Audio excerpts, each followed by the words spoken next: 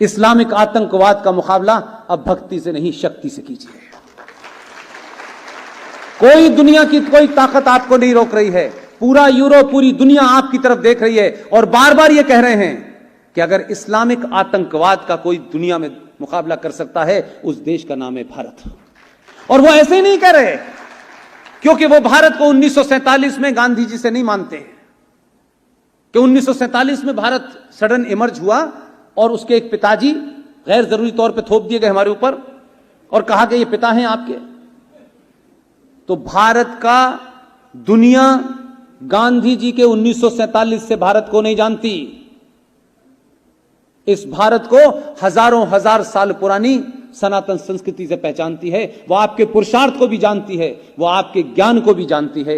वो इसीलिए बार बार आपसे कहती है कि आप ही मुकाबला कर सकते हैं। इसलिए आपको थोड़ा सा समझ में आया। आपने कहा अच्छा एक भेज के देखते हैं 2014 में। एक ही भेजा आपने, बड़ी गालियां दी लोगों ने, ऐसा है वैसा है, जितनी गालियां दी आपने कहा अच्छा एक से नहीं चलेगा, दूसरे को भी भेजते हैं। 19 में भेज दिया आपने। और आप इस सिलसिले को रुकने मत दीजिएगा। उन्होंने कहा इस देश का जो सबसे बड़ा सूबा है वहां भी कुछ ज्यादा ही है, ये भैंस खोल के ले जाता है आजम खां, वहां भी आपने ऐसी गेरू वस्त्र वाले को भेज दिया है। सुबह शाम ऐसे घूमता रहता है, कोई तामझाम नहीं है उसकी। और मुझे उस शख्स का एक ही स्टेटमेंट अच्छा लगता है, जब उससे पत्रकारों ने पूछा कि आप मुख्यमंत्री बन गए, आपको कैसा लग रहा है? इसलिए मैंने कहा संत बनो तो फिर अंदर से बनो, गेरुए वस्त्र से संत नहीं बनते हैं। उसने कहा मैं जिस पीठ का मुखिया हूं उसके सामने चीफ मिनिस्टर की कुर्सी की कोई औकात ही नहीं है। उसने बताया इस कुर्सी को मेरी जरूरत है, मुझे इस कुर्सी की जरूरत नहीं है। और उसने साबित कर दिया। तो जो लोग सीए में आग जला रहे थे, बसों पे पत्थर मार रहे थे, उसने कुछ नहीं कहा। उसने कहा इनकी तस्वीर लगा दो मार्केट में। सुप्रीम कोर्ट ने कहा कि नहीं आप ऐसा नहीं कर सकते, कि सुप्रीम कोर्ट तो हर चीज का इलाज जानती है। उसने कहा नहीं कर सकते। उसने कहा ठीक है आप ऑर्डर पास कर दीजिए। उसने ऑर्डिनेंस जारी करके कर दिया काम। और जब कहा कि जिस जिसकी भी तस्वीर आ गई है बस तोड़ी है, पूरी कीमत वसूल करूंगा तुमसे। शाम को लंबी लंबी दाढ़ियां पहुंच गई, मौला एक बार माफ कर दे, एक बार कर दे। उन्होंने कहा नहीं, बड़े दिन बाद तो हाथ लगे हो तुम। तो सवाल यह है कुल मिलाकर के इस पूरी बातचीत का कि अपने बच्चों से संवाद करिए, अपनी पत्नी अपनी बेटी से संवाद कीजिए। आप हजार चीजों पे नाराजगी होगी, लेकिन राष्ट्र बड़ा है और परिवार बड़ा है। अगर परिवार मजबूत नहीं होगा तो राष्ट्र और समाज मजबूत नहीं होगा। इसलिए युवाओं से मेरा कहना है कि कुछ मत करिए, कुछ बातों को कुछ दिन के लिए अमल करिए। सुबह उठिए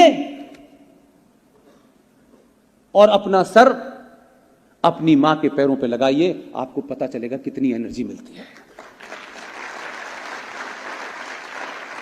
कि दुनिया की सबसे बड़ी सच्चाई सिर्फ मां है, जिसने मुझे 9 महीने अपने पेट में रखा है, जिसने मुझे जन्म दिया है। उससे दूसरी कोई सच्चाई नहीं हो सकती। लोग समझते हैं कि ये बेकार की चीजें हैं, बेकार की नहीं है।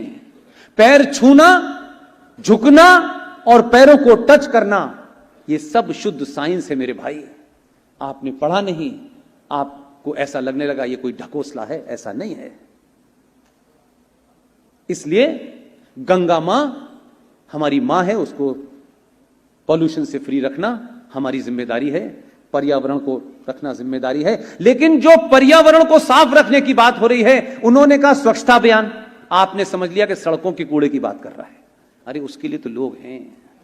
ये जो सड़कों पे चल रहे हैं इसको पता करना है, ये क्या लेके चल रहे हैं। इस गंदगी को साफ करना है।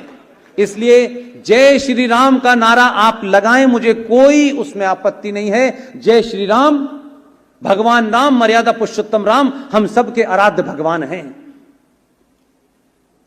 लेकिन भगवान का जो काम होना था, जहां उनका भव्य मंदिर बनना था, आपने उसकी तरफ कदम बढ़ा दिए हैं। अब बनने बनाने का काम चल रहा है, उससे आगे बढ़ जाइए। आज के बाद मेरी ख्वाहिश है, मेरी चाहत है, आप तय करें। मैं अभी बनारस से लौटा हूं, आप जानते नहीं हैं कि मैं कोई बहुत, जानते हैं मेरी बैकग्राउंड ऐसी है कि मैं बहुत ज्यादा पूजा और इसके बारे में मेरा ज्ञान नहीं है।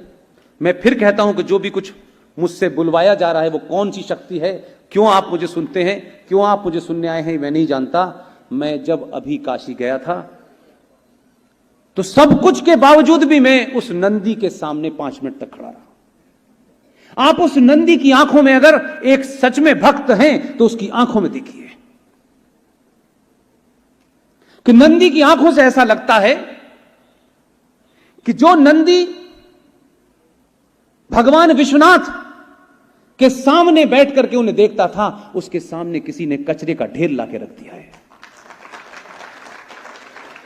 और जब तक नंदी के सामने बाबा विश्वनाथ की मूर्ति नहीं आएगी, आप कितनी पूजा कर लीजिए उसका फल नहीं मिलने वाला। वो सोचता है अपने भक्तों पे, इतनी बड़ी तादाद में हूं तब भी उसके नंदी को हटा करके वहां क्या आपने मंदिर नुमाई, मस्जिद नुमाई कचरा बना दिया है, उसको भी वैसे ही हटाइए जिसे आपने 6 दिसंबर को हटाया था। इसके अलावा कोई रास्ता नहीं है।